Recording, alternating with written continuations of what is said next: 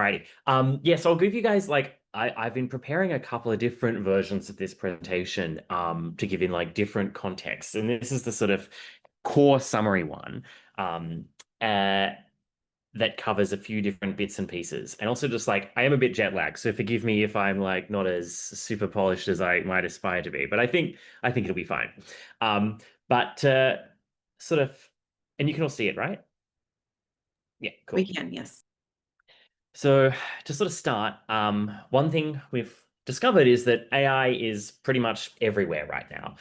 8 in 10 Californians have seen, heard, or read about it in the last month. Two-thirds of them have already used an LLM tool.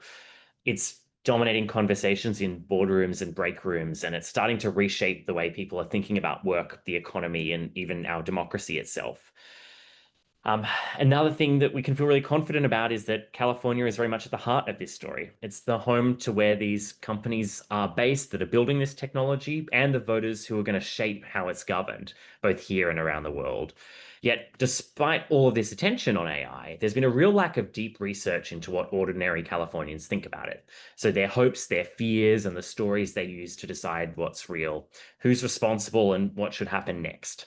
So whether it's a dad in Fresno worried about whether his son's job is even going to exist in 10 years, or a teacher in Oakland who sees promise that but fears her students might be left behind. Um, Over the last few months, this is exactly the sort of stuff that we've been working on. So we've asked thousands of Californians across both detailed surveys and in-depth focus groups how they really feel about AI, what excites them, what worries them, how they make sense of it, and what they want businesses and governments to do about it, giving us a really clear picture of trends across the state. But we also didn't just stop at polling.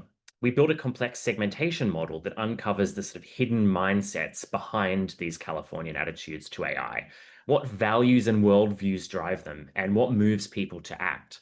This isn't just descriptive, it's really actionable. It shows who to mobilize, who to persuade, and how, where there are risks, when and where resources or education are needed to win the public in legislation. And it's the first time an approach like this has been used to try and understand uh, public attitudes towards AI and builds off some work that's been very popular in the climate change movement. And it comes at like a really useful time with so many elections and bills facing us. We kind of need to have a better sense of where folk are at. This presentation is structured into like three key sections. It's our first headline findings. So what are trends and stories that run across the entire state? Then we've got our segments, the little mindsets that I mentioned, and I'll introduce you to the 5 different types of people that we've found in the community. And then we'll look at some of the messages that move people and make them kind of engage and likely to form some trust or lose it. We've also got a much more detailed breakdown of like heaps and heaps of different variables cut in different ways that you guys have access to as well. But this is the kind of condensed one to help get your head around it. So to start, where is the state at? Well, when we start conversations in focus groups, there's a real optimism about innovation. People are like broadly hopeful in a way that people aren't in the UK or Europe. But that but when we ask people like what they're hopeful about, they tend to describe things like when you ask people what innovation means to them, they describe things like cheaper groceries each week, lower energy bills, it being easier to see a doctor, or that you might be able to get better care. It's not necessarily the kind of innovation that you might hear from industry when using that word. And we can also see that it's quite qualified. When we ask people what they think AI will positively or negatively affect, we can kind of see it quantified rather, sorry. 65% of people are positive that an impact from AI will be this innovation idea, or healthcare, economic growth, or government efficiency and stability. But when we ask people who they think will gain, who will actually benefit from these tools, that optimism really starts to break down. Overwhelmingly, 59% of people think that only ultra elites, like wealthy households and corporations, will actually benefit from these technologies. That is even true amongst Republicans. So conservatives hold this view as well. that old idea that like, maybe, if you work hard enough, you'll be able to get some benefit and therefore you don't want to regulate it because you want to enjoy the spoils if you work hard too, just doesn't really hold with this issue.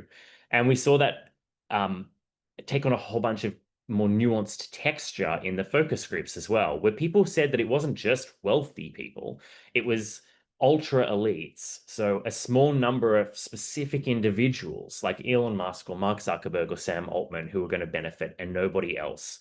We also saw from the more conservative voters as well, this idea that it's going to negatively impact the traditional upper classes too. If you literally don't own the corporation, you're going to be screwed. And ultimately, most people really fear where AI is heading at the moment. 55% of people are concerned about the future direction of AI. 28% of people are very concerned, against only 33% of folk being excited. And to go back to the graph I showed you before, but to look at the bottom half of it, we can see that when we ask people about the potential impacts that are going to be either more positive or negative, people are overwhelmingly concerned about jobs, workers' rights, income inequality, and discrimination in particular. There's a real sense of who this is going to impact, and it's going to be people at their workplaces and at the point where they gain their economic freedom, or their economic power, really. That being said, though, it's not just about the money. Like, it is very much, but not just. It's also a concern about the way that these ultra elite figures are rewriting the rules of our society. It's a much more kind of constitutional, kind of principled concern. We see folk worried about corporations using all their money and all their lobbyists to control whatever kind of commission or government action we might set up. It's definitely just for their advantage over us.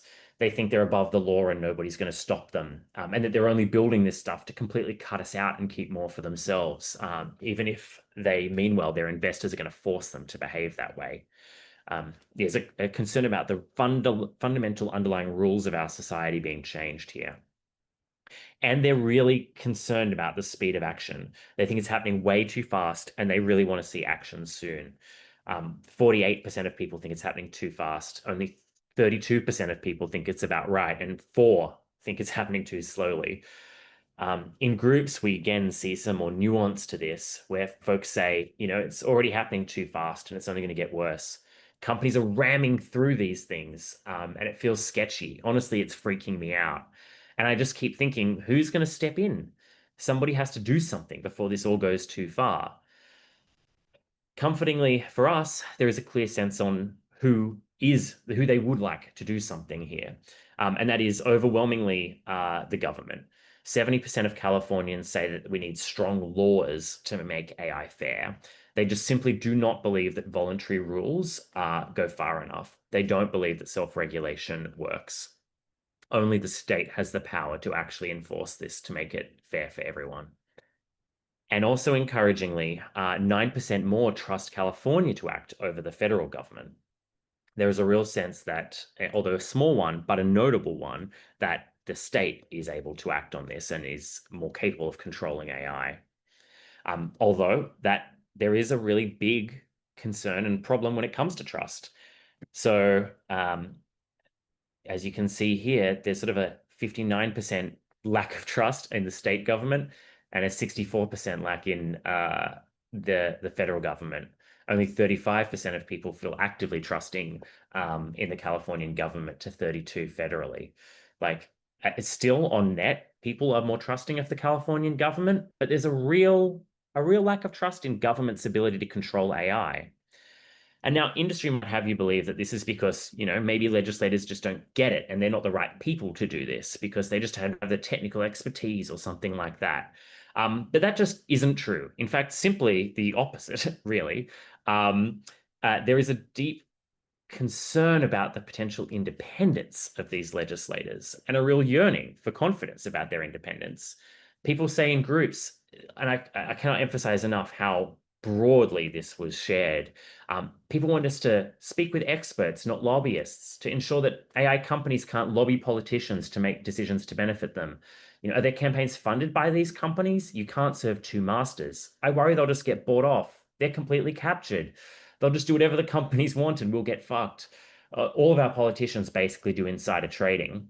Across the board, there was this real anxiety that the reason people weren't confident about government's ability to act wasn't because of technical capability. It was because of like essentially propriety. It was a question of whether they would act in the public interest, which makes complete sense given that the fundamental concern that these people have is that that the companies and these ultra elite figures are trying to rewrite the underlying rules. You need to be able to trust that legislators will act to protect them, not assist in that work. There are some green shoots and some opportunities here, though. I was very encouraged when we asked people who they were likely to trust, and we saw that people were overwhelmingly favorable towards labor unions and still pretty favorable to Democrats in the Californian state legislature. 50% of people had a favorable view towards them. They were very unfavorable towards Elon Musk. Unsurprisingly, this was done during the Doge period. Um, Pretty hedged evenly on Newsom, and then not that keen on Republicans in the state house. We also did an interesting split test where we asked folk. So 50% of the respondents saw tech industry executives on this list, 50% saw Silicon Valley executives, and people were much less trusting or much less favorable towards Silicon Valley executives. We don't have a strong read on exactly what's causing that, but like Catherine had a thought that one, that Silicon Valley executives are more associated with financialization and market manipulation rather than product development, which makes sense to me. Another thought was that maybe people in California have a greater sense of the geographic, like local community implications of the industry when you anchor it in the name of the place. But exactly why is, I think, still a matter of theory. But yeah, it definitely is a signal that we should refer to them with that label, particularly within California. We then went on to ask people what they were nervous about, and they shared a range of risks. And here we've mapped them by their level of concern and their sense of its likelihood to occur. And we see that people are really concerned about the facilitation and creation of fake photographs and videos of people and the enablement and creation and spread of disinformation. They think these things are happening now and having really tangible negative impacts. They're also really concerned about the reduction of personal privacy. As a bit of a note on that, we saw that when people talked about privacy, that was a shorthand for essentially discrimination and bias. The idea that your personal data would be used in a way to hurt you in some way. So I know there's like a lot of competing definitions about what privacy means, but in this sense, it seems to be really the plain spoken way of talking about algorithmic discrimination or data being used in a way that is detrimental to you. In the next block, we see some of the other concerns that people are very concerned about, but just think are going to take a little bit of time to start happening. So replacing low-paying jobs and reducing people's wages. People do think it'll replace high-paying jobs as well. You can see that on the left-hand side of this box. They just think it'll happen later, as well as concern about some of the more systematic things that other folk in our space talk about, like the creation of bioweapons or nuclear weapons or weakening national security. And they're also concerned about its energy and environmental impacts too. When we asked people about like if they were governor for a day, what kind of policies would they implement to try and address some of these harms? We also got some really interesting insights. So firstly, this is where that privacy idea kind of comes back. People really want to feel more control over how their data is being used by these tools and by these systems. They see it as their most urgent risk and, using very emotive language often. So AI could destroy our lives if left unchecked. And they wanted the right to preemptively opt out of AI systems and remove their data from them. They wanted mandatory labeling of AI-generated content and tools. They just want some kind of tangible protection now before these real harms start to play out. They also wanted really, really tangible policies that had really substantial enforcement mechanisms. They were deeply concerned about discrimination in our areas like housing, hiring, and finance, and wanted to see enforcement mechanisms with really, really meaningful mechanisms or really meaningful penalties, sorry. And we're really critical of vague value statements and principles that they think a lot of people, both in companies and in civil society and legislators, are making about what to do. They then think that job protection is really key. After talking about those immediate harms people are already experiencing, there was a desire to think about what is the long-term plan here, and suggesting stuff like voters said that companies should automate, that are automating, should be required to create new jobs or pay into a fund for those who are displaced and face financial penalties if they automate irresponsibly. They really see decisions we make about the future of jobs as a real litmus test for the longer term trajectory.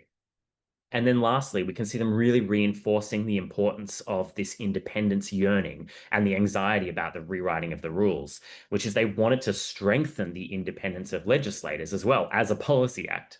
So they were calling for like stronger oversight laws and penalties for legislators that were seen to not be acting in the public interest, a ban on public policymakers holding AI affected stocks, and greater tracking and reporting on job losses and other environmental impacts, so that or labor and environmental impacts, so that they could help to hold legislators accountable for what's happening. Many of these are really critical, but there's also a positive story here too, if you're a moderate Democrat and don't want to just hear complaints. As a side note to you all privately, in UK Labour, the government basically won't take a meeting unless you've got some sort of upside attached to your complaint. And so one positive side, if you're of that mentality, is that if we can fix these fears and address them, we can also start to free some of the gains. So with clear rules, that converts some of this anxiety and this caution into permission. And there's a whole sector of the economy, the big institutions that are at the core of our economy, that can't confidently adopt these tools until there is clear guidance and permission to allow them to do so. So if you want to see the productivity dividend we've all been promised, actually in building in some of these rules is required for us to get to that point. Otherwise, people just won't trust it. So the kind of key takeaways to this first section is there's a strong mandate. Voters really want California to set enforceable AI rules now. There's a deep anxiety. They fear ultra elites are rewriting the rules to entrench disadvantage. There's conditional trust. They are wary of government motives, but they want to have faith and trust. They want to see rules that are tangible. So trust really hinges on them being, robust and enforceable. There's a real skepticism of industry. They do not trust industry to self-police, influence, or co-write the guardrails. And if you do all of that, you can start to unlock this trust that creates a platform for the innovation and investment that people are so keen to try and pursue. Now, this next section is, I think, going to be really helpful for everybody who's working in this space as like practitioners, such as at most of our jobs. So traditional polling, such as what we were just looking at, is really useful. It shows us what's happening across the state and how it breaks down by demographic. You can tell whether someone in Fresno or SF or a man or a woman feels something. But we know that demographics only tell part of a story. Two people who look identical on paper can actually have radically different values, fears, motivations. And so we wanted to go a level deeper. Inspired by Yale's Six Americas study, we used a clustering process to uncover hidden mindsets driving attitudes to AI. So what moves people to act and what holds them back? With this map, our coalition and legislators, if they so choose, can finally start to see the landscape a little bit more clearly, where to prioritize, where there's risk, who to mobilize and educate, where more resources might be needed. And it also lets us track change over time and see whether messages are working or not. And because we've standardized the tool, anyone from legislators to membership organizations to journalists can actually go through the process of classifying their own supporters or their districts with just 6 questions and then start to make better strategic decisions. So who are these people? Let me introduce you to them. So there's 5 of them, and I'll break them down for you a little bit more. But there's our market optimists that make up to 14% of the community, our hopeful regulators that make up to 23% of the community, our pragmatic skeptics that make up to 14%, our alarmed populists that make up to 19% of the community, and the cautiously disengaged that make up to 30% of the community. I'll introduce you to some of them. So our market optimists, and actually we have a huge amount of detail on these, and I won't actually show you the slides for all of them, but like this is, for example, one of them. These people are incredibly individualist and very anti-regulation. They're excited about AI. In the top right, you can see that 72% of them are excited, to 46% of them being very excited about AI and the future of AI. They have quite a high degree of literacy about AI, and I can talk about how we determined that score if you're curious. But yeah, 35% of them are in the sort of expert category. They're typically male, 66% of them are men, you can see in the top left. They're our only net GOP segment. 43% of them are Republicans, with pretty decent slice of Democrats. 36% of them are Democrats. They tend to be older. They're not that engaged electorally. Only 82% of them are registered to vote. They're typically working full time and in tech. And then in our next group, our hopeful regulators, demographically really, really similar.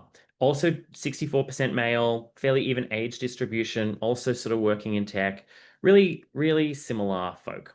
And as they have the same level of literacy about AI, they all use the tools. They're also generally optimistic about the future, but they just strongly believe in government, not markets, to solve problems, and are much less optimistic that tech alone will naturally address social issues, which is like a big subtle change.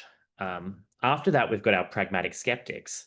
So these folk are quite different in profile. They are overwhelmingly concerned about the future of AI. 75% of them are concerned, 42% of them are very concerned about the future. They tend to have a slightly lower literacy. 38% of them are in the more limited literacy bands. They also start to skew female. 59% of them are female. They're very strong Democrats. 63% of them are Democrats. And they work across a range of industries. These are people who are like much more your like traditional Democrat base, like the more like active and engaged kind of ideological Democrats, so to speak.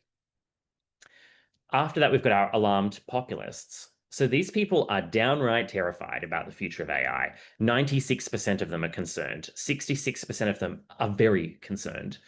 They have a very low literacy, which means they can't. 59% of them are in the limited literacy, the lowest literacy level, which means that they don't really understand when the tools are or aren't being used, some of the basic concepts about how they work, or potentially some of the implications that might come from them.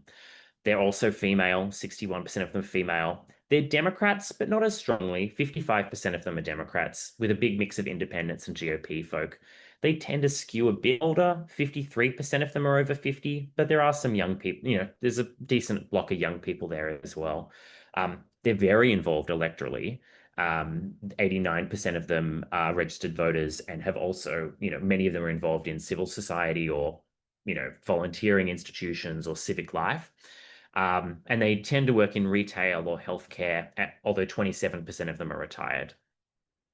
And then after that, we've got our kind of cautiously disengaged. Now, these folk are, because they make up to 30% of the community, are much closer to the state median on most of the demographic factors. They're a little bit more female. They're a little bit lower college educated, but pretty close to the median. The notable things about them, though, is even though they don't really follow AI very closely and don't massively care, it's not their priority issue. Their gut feeling is that they are very concerned.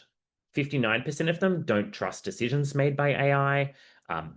They're still very concerned about the future of AI. 69% of them still want strong laws to govern AI. This isn't something that gets them out of bed in the day, but if you were to ask them their impression, they're nervous. And so my kind of reflection on all of this is, and I'm open to your reflection on this sort of before we start sharing this with others, but when we consider who's most open to shifting, who's already paying attention, and who holds social and political sway, I think there's like a pretty clear two groups that are worth prioritizing our time and attention for, which is really these pragmatic skeptics and alarmed populists. They're concerned, engaged, persuadable, and really, I think, one of our best bets for building momentum. I think we also need to keep engaging with the hopeful regulators to stop them getting sucked in, which you'll see a bit later. And then our cautiously disengaged, now market optimists are just like either not on our side or not really that interested. This is useful, one, because it gives us a really clear mental model for like who's out there and who we might want to optimize for when we're like writing to people or making strategic decisions, but also lets us start to do different diagnostic cuts. So one is, I think some of you have seen my narrative frame presentation that we did last year. We went through and actually applied that same methodology to in this survey. So we asked people to explain to a friend to explain to a friend who didn't know much about AI what it was. In your words, how would you describe AI, what it does, and what it means for us all? And then we went through and coded them based on those narrative frames and saw some interesting things. Overwhelmingly, folk use the machine narrative frame, which is really good for us because it suggests that people generally believe that AI is a tool that is built by people to serve a utility and a purpose, and it can break, it can malfunction. There is a manufacturer you can hold accountable, and that we might want to do that. Um, but some interesting other quirks came out of that. Our market optimists were much more likely to use the body embodiment frame to suggest it might have sort of physical qualities or have its own agency, like a brain of its own or something like that, which suggests that they're much when you're delegating conceptual agency to a tool like this, it's much harder to then think that you can have some sort of intervention to change its behavior. It leads to a much more hands-off attitude. Our hopeful regulators often use the mythical science fiction frame. There's a much more optimistic sense about it being a bit like a Star Trekky type future, and many of the analogies they draw from are from, optimistic science fiction. Our pragmatic skeptics are very utilitarian. They overwhelmingly just use machine, much more strongly than any other group. Our cautiously disengaged, kind of similar to hopeful regulators and pragmatic skeptics, but the real outlier is the alarmed populists who actually don't use the machine narrative frame at all and are much more likely to use the science fiction frame, where their analogies or comparisons are much more dystopic. They're really anxious. And I think it's a really insightful read because it suggests that part of their acute fear is that they narratively are even seeing this tool as something that happens outside of human control, that has its own agency and intention, and is sort of put upon us and not something that we can respond to or control with much confidence. And where they can't tell the beginning or ends of its capabilities or potential impact. It's very foreign to them. Another thing that we see, talking about things that are a bit foreign, is we asked folk through a split test about whether or not America should be making advancements in artificial intelligence, either on its own, just because America should be doing that as a matter of principle, or whether we should be doing that before China does. And this was another 50-50 split test where we asked 50% of the group to respond and another group who didn't see the same message. Really clear differences. One of the biggest divides in the whole survey came out on this question. Firstly, our market optimists were much less motivated with the mention of China. You mention China and they think like, I don't really care. And my best read on them is that, they're the kind of individual exceptionalists who want to make a buck and like they want to own a yacht because they want a yacht. They don't give a shit what their neighbor is doing. Like, who cares? I'm all about me and pursuing my own goal here. Whereas the alarm populists in particular, as well as the cautiously disengaged, really, and the pragmatic skeptics, just to a lesser extent, really moved on the China stuff. They were very responsive to it and much more desiring to try and push ahead with AI development because of China as a potential threat, which really challenged me. Maybe this is less surprising to you guys, but I had thought that the Trump invoking China stuff was a real play to his base, but actually it looks like it's an attempt to try and woo across more traditional Democratic voters. We decided to try and dig into this a little bit in the focus groups and saw two different things sort of come out of it. We were trying to understand what is the motivation for people here, like who are they, what drives them, and then why are they responding to this? Our pragmatic skeptics go into this having a pretty clear view on who the villains are or the actors are in this story. They feel really exploited and dismissed, and they place a lot of blame on domestic elites and big tech. They are the most definitive examples of the story I told you in the first section, although all groups share it. And they see China talk as a real distraction. They want proof that AI rules will put the public, not corporations, in control. But they are very proud nationalists, and they can't escape it a little bit, but they definitely see it as the invocation of China as a bit of a trick. The alarm populists, on the other hand, feel really powerless and betrayed. There's a real anger towards decision makers. They are the most acute of the distrust of the legislators stuff and a sense that they're complicit. But they're not really sure who exactly to blame. There's just problems everywhere. So China offers them a really convenient villain, but what they want is a champion who'll defend their values of jobs. And so I think one of the strategic insights for me there is that, like, if you're able to find people who these alarm populists see as legitimate, credible champions and help them build a profile to act on their behalf, that would be a really powerful thing to do. Um, Now to move on to our messages that move. So we used dial testing, and I don't know if any of you are familiar with that. I think it's a very useful tool to evaluate how people respond to messages in the moment. So they listen to a message, they have to slide the slider up from 50, where it starts, to 100 if they're feeling very supportive, to 0 if they're feeling very unsupportive. And using it, we're able to see how people are responding to a message as they listen to it and whether words are landing or not, um, in a unprimed, kind of very intuitive, raw way. We tested 5 different messages, 3 that kind of were articulations of sort of TechEquity's vision. Firstly, fair costs and shared gains. So this one we tried to make very retail, tangible, and very aligned with the public's broader issue prioritization. So the public is very concerned about, I want to say inflammation, but that's not right, inflation, and cost of living. Uh, and so it really tries to tack to that. The second, building in accountability, is a little bit more conceptual and a little bit more systematic, focused on the underlying principles.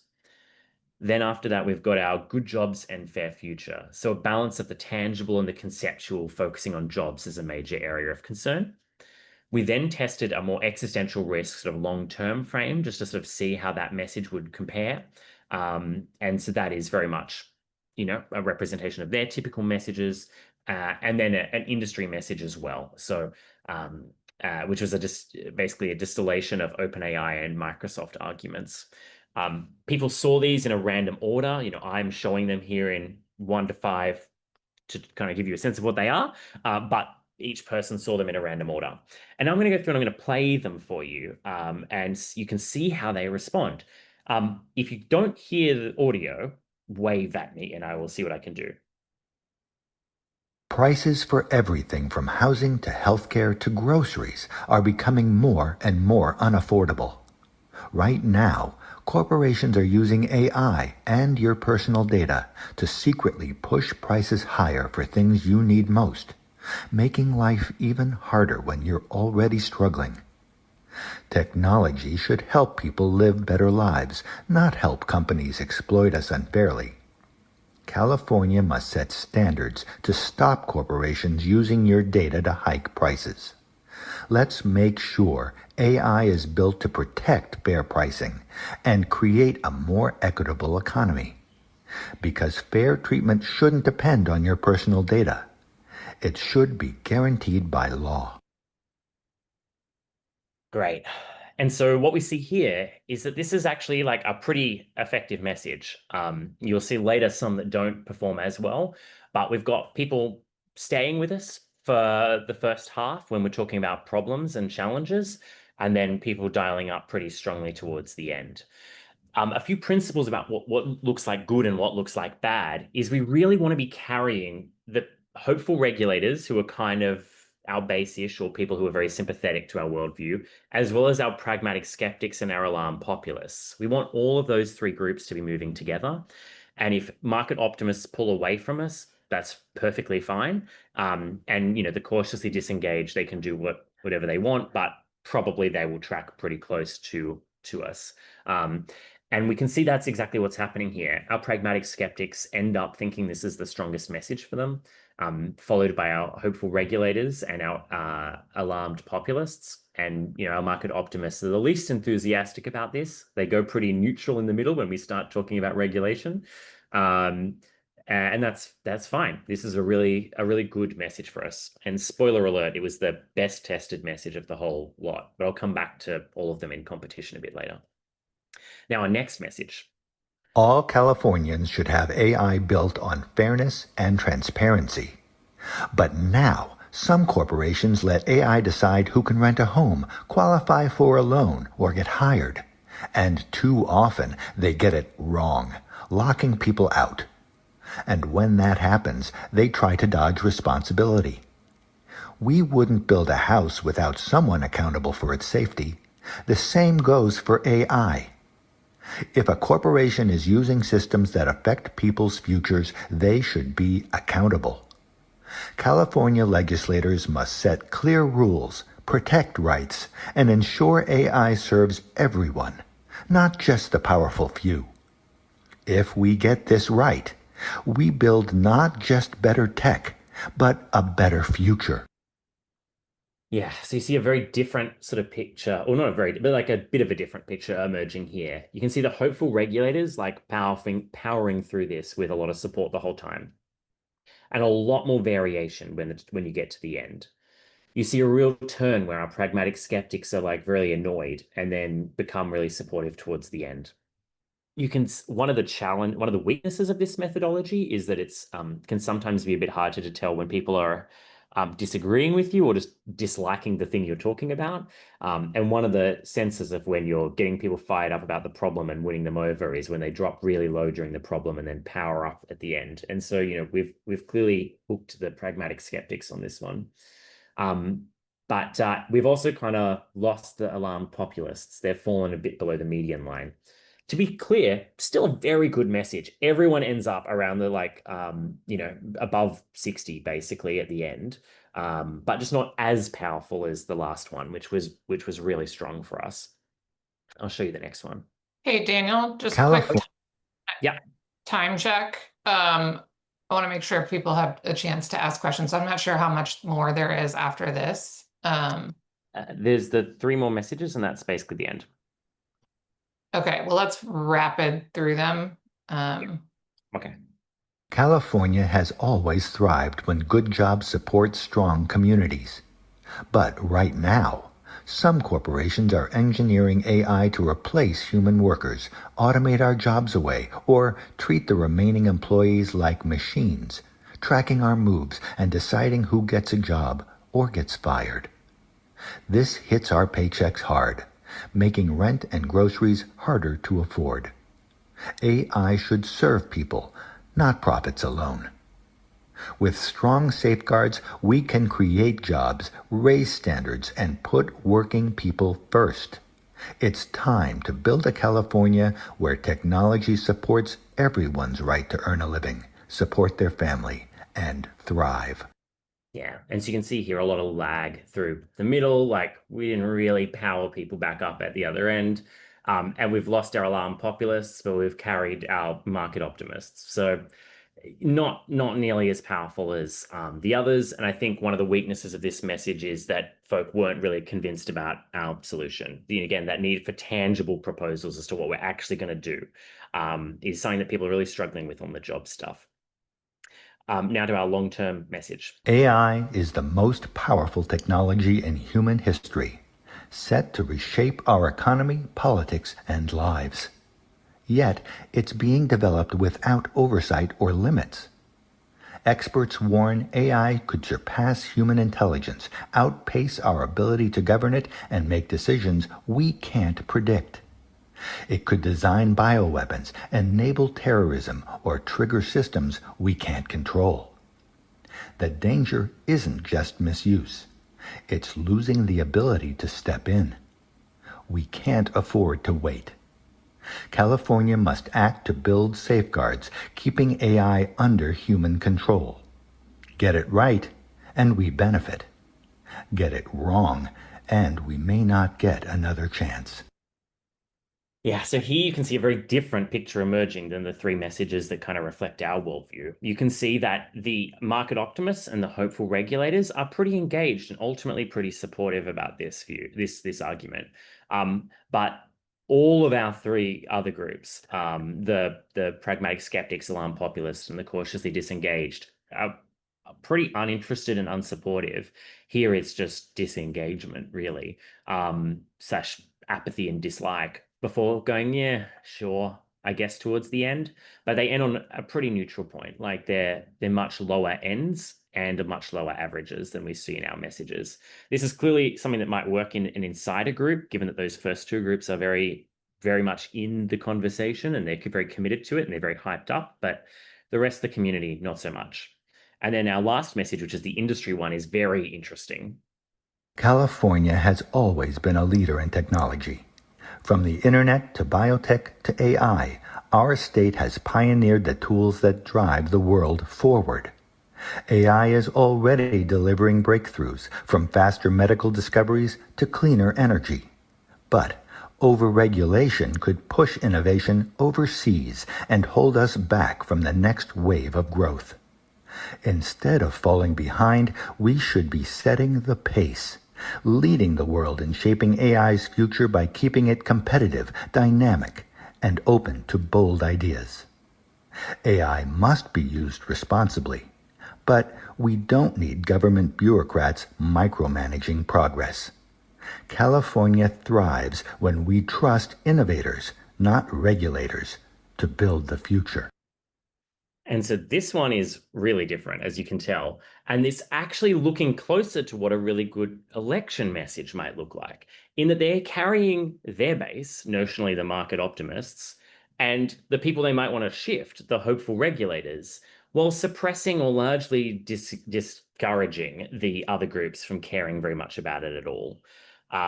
It's a really effective message for their insider track lobbying purposes, but is something that we can disrupt because we have messages that get people to care, and they're not getting the pragmatic skeptics or the alarm populists to agree with them, just to zone out, basically.